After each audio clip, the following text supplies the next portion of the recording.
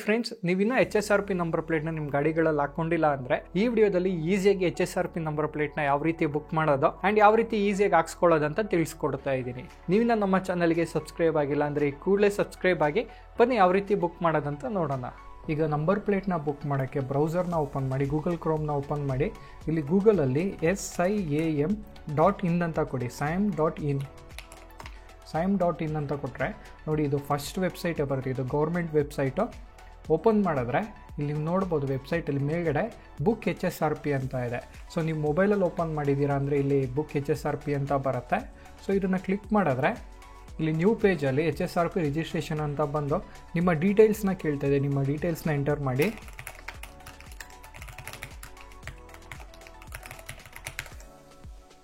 And ಇಲ್ಲಿ state, ನಿಮ್ಮ ಸ್ಟೇಟ್ನ select ಮಾಡ್ಕೊಳ್ಳಿ, ಕರ್ನಾಟಕ. ಆ್ಯಂಡ್ ಡಿಸ್ಟ್ರಿಕ್ಟ್ ಹೇಳ್ತಾ ಇದೆ, ಡಿಸ್ಟ್ರಿಕ್ಟ್ನ ಸೆಲೆಕ್ಟ್ ಮಾಡಿ. ಆ್ಯಂಡ್ ಗಾಡಿ ರಿಜಿಸ್ಟ್ರೇಷನ್ ನಂಬರ್ ಇದೆ ಆ್ಯಂಡ್ ಮೊಬೈಲ್ ನಂಬರು, ನಿಮ್ಮ ಮೊಬೈಲ್ ನಂಬರ್ನ ಹಾಕಬೇಕಾಗತ್ತೆ. ಎಲ್ಲ ಡೀಟೇಲ್ಸ್ನ ಹಾಕಿ ಇಲ್ಲಿ ಅಗ್ರಿ ಬಟನ್ನ ಕ್ಲಿಕ್ ಮಾಡಿ ಸಬ್ಮಿಟ್ ಕೊಟ್ಟರೆ ನೋಡಿ, ನ್ಯೂ ಪೇಜಲ್ಲಿ please select your vehicle brand for booking HSRP ಅಂತ ಬಂದಿದೆ. ಆ್ಯಂಡ್ ವೆಹಿಕಲ್ ಟೈಪ್ ಕೇಳ್ತಾ ಇದೆ. ಸೊ ನಿಮಗೆ 2 ವೀಲರ್ ಬೇಕಾ, 3 ವೀಲರಾ, ಕಾರು ಆರ್ ಬಸ್ಸು. ಸೊ ಯಾವ ಗಾಡಿಗೆ HSRP ಬೇಕೋ ಆ ಗಾಡಿನ ಸೆಲೆಕ್ಟ್ ಮಾಡ್ಕೊಳ್ಳಿ. ಕಾರ್ ಅಂತ ಕೊಟ್ಟರೆ ಕಾರಿಂದು ಎಲ್ಲ ಬ್ರ್ಯಾಂಡು ತೋರಿಸ್ತಾ ಇದೆ. ಆ್ಯಂಡ್ 2 ವೀಲರ್ ಅಂತ ಕೊಟ್ಟರೆ 2 ವೀಲರ್ದು ಎಲ್ಲ ಬ್ರ್ಯಾಂಡು ತೋರಿಸ್ತಾ ಇದೆ. ಸೊ ನಿಮ್ದು ಯಾವ ಗಾಡಿನೋ ಆ ಗಾಡಿನ ಸೆಲೆಕ್ಟ್ ಮಾಡ್ಕೊಳ್ಳಿ. ನೋಡಿ, ಈಗ TVS ಸೆಲೆಕ್ಟ್ ಮಾಡಿದ್ರೆ get my HSRP website open ಆಯಿತು. ಅದೇ ಬಜಾಜ್ ಅಂತ ಕೊಟ್ಟರೆ ನೋಡಿ, ಬುಕ್ ಮೈ HSRP ವೆಬ್ಸೈಟ್ ಓಪನ್ ಆಗ್ತಾ ಇದೆ. ಸೊ ಇವರೆಲ್ಲನೂ, ಈ ಬ್ರ್ಯಾಂಡ್ ಎಲ್ಲನೂ ಈ ವೆಂಡರ್ ಜೊತೆ ಟೈಅಪ್ ಆಗಿರ್ತಾರೆ. ಸೊ ಆ ವೆಂಡರ್ದು ವೆಬ್ಸೈಟ್ ಓಪನ್ ಆಗುತ್ತೆ. ಈಗ ವೆಹಿಕಲ್ ಬ್ರ್ಯಾಂಡ್ ಮೇಲೆ ಕ್ಲಿಕ್ ಮಾಡಿದ್ರೆ ಆ ವೆಂಡರ್ದು ವೆಬ್ಸೈಟ್ ಓಪನ್ ಆಗ್ತಾ ಇದೆ. ಇಲ್ಲಿ ಸ್ಟೇಟ್ನ ಕೇಳ್ತಾ ಇದೆ, ಸ್ಟೇಟ್ನ ಸೆಲೆಕ್ಟ್ ಮಾಡ್ಕೊಳ್ಳಿ. ಇಲ್ಲಿ ನೀವು ನೋಡ್ಬೋದು ಆಪ್ಷನ್ ಬಂದು ಅಪ್ಲೈ ನ್ಯೂ HSRP ಮತ್ತು ರೀಪ್ಲೇಸ್ HSRP ಅಂತ ಆಪ್ಷನ್ ಇದೆ.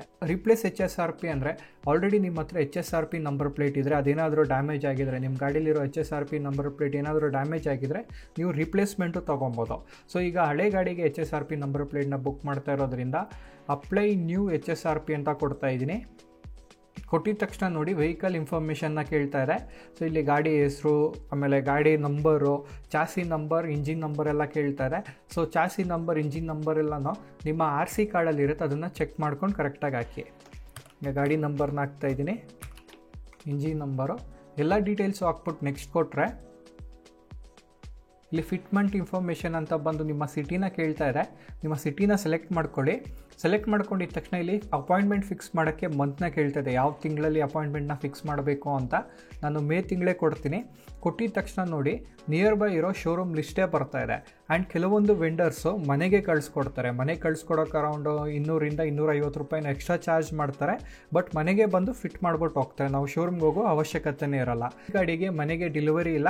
ಸೊ ನಾನು ಶೋರೂಮ್ನೇ ಸೆಲೆಕ್ಟ್ ಮಾಡ್ತಾ ಇದ್ದೀನಿ. ನೋಡಿ, ನಿಯರ್ ಬೈ ಇರೋ ಎಲ್ಲ ಶೋರೂಮು ತೋರಿಸ್ತಾ ಇದೆ. ಸೊ ನಿಮಗೆ ಯಾವ್ದು ಹತ್ರ ಇರುತ್ತೋ ಅದನ್ನು ಸೆಲೆಕ್ಟ್ ಮಾಡ್ಕೊಳ್ಳಿ. ಹಿಂಗೆ ಸೆಲೆಕ್ಟ್ ಮಾಡ್ಕೊಂಡಿದ್ದ ತಕ್ಷಣ ನೋಡಿ, ಈ ಮೇ ತಿಂಗಳಲ್ಲಿ ಯಾವತ್ತು ಖಾಲಿ ಇದೆ ಅಂತಲೂ ತೋರಿಸ್ತಾ ಇದೆ ಅಪಾಯಿಂಟ್ಮೆಂಟ್ ಡೇಟು. ನಾನು 20ನೇ ತಾರೀಕು ಕೊಡ್ತೀನಿ. ನೋಡಿ, 20ನೇ ತಾರೀಕು ಕೊಟ್ಟಿದ ತಕ್ಷಣ ಟೈಮು ಕೇಳ್ತಾ ಇದೆ. ಸೊ ನೀವು ಯಾವ ಟೈಮಲ್ಲಿ ಫ್ರೀ ಇರ್ತೀರೋ ಆ ಟೈಮ್ನ ಸೆಲೆಕ್ಟ್ ಮಾಡ್ಕೊಳ್ಳಿ. ಡೇಟ್ ಸೆಲೆಕ್ಟ್ ಮಾಡಿ, ಟೈಮ್ ಕೊಟ್ಟಿದ ತಕ್ಷಣ ನೆಕ್ಸ್ಟ್ ಪೇಜಲ್ಲಿ ಡೀಟೇಲ್ ಇನ್ಫಾರ್ಮೇಷನ್ ಅಂತ ಬಂದು ಗಾಡಿ ಬಗ್ಗೆ ಡೀಟೇಲ್ಸ್ನ ಕೇಳ್ತಾ ಇದೆ. ಆ್ಯಂಡ್ ಮಾಡೆಲ್ ನೇಮ್ನ ಕೇಳ್ತಾ ಇದೆ. ಮಾಡೆಲ್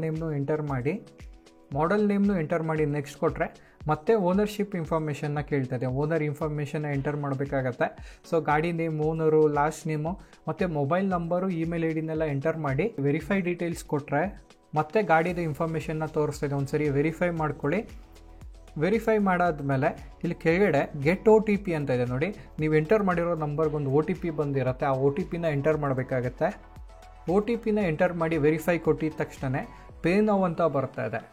ಪೇ ನೌ ಕೊಟ್ಟಿದ ತಕ್ಷಣ ಪೇಮೆಂಟ್ ಗೇಟ್ವೇಗೆ ರೀಡೈರೆಕ್ಟ್ ಆಗುತ್ತೆ. ನೋಡಿ, ಇಲ್ಲಿ ಪೇಮೆಂಟ್ ಗೇಟ್ವೇಲಿ ನೀವು UPIಯಲ್ಲಿ ಪೇ ಮಾಡ್ತಿರೋ ಅವ್ರ ಕ್ರೆಡಿಟ್ ಕಾರ್ಡಲ್ಲಿ ಪೇ ಮಾಡ್ತಿರೋ, ಪೇ ಮಾಡಿದ ತಕ್ಷಣ ಪೇಮೆಂಟ್ ಸಕ್ಸಸ್ ಆದರೆ ನಿಮಗೆ ಈ ಥರ ಒಂದು ಅಕ್ನಾಲೇಜ್ಮೆಂಟ್ ಬರುತ್ತೆ. ಇದನ್ನು ಸೇವ್ ಮಾಡ್ಕೊಳ್ಳಿ, ಅವ್ರ ಫೋಟೋ ತೊಗೊಳ್ಳಿ. ಆ್ಯಂಡ್ ಅಪಾಯಿಂಟ್ಮೆಂಟ್ ಡೇಟು ಕೊಟ್ಟಿರ್ತಾರೆ. ಅವತ್ತಿನ ದಿನ ನೀವು ಶೋರೂಮ್ಗೆ ಹೋದರೆ ಅವ್ರ ನೀವು ಹೋಮ್ ಡೆಲಿವರಿ ಕೊಟ್ಟಿದ್ರೆ ಮನೆಗೆ ಬಂದು ಫಿಕ್ಸ್ ಮಾಡಿಕೊಡ್ತಾರೆ. ನೋಡಿದ್ರಲ್ಲ, ಈ ವಿಡಿಯೋ ನಿಮಗೆ ಇನ್ಫಾರ್ಮೇಟಿವ್ ಆಗಿರುತ್ತೆ ಅಂದ್ಕೊತೀನಿ. ಇದೇ ಥರ ಕನ್ನಡದಲ್ಲಿ ಟೆಕ್ ವಿಡಿಯೋಸ್ಗಾಗಿ ಟೆಕ್ಕಿಗಾನ ಸಬ್ಸ್ಕ್ರೈಬ್ ಆಗಿ. Thanks for watching.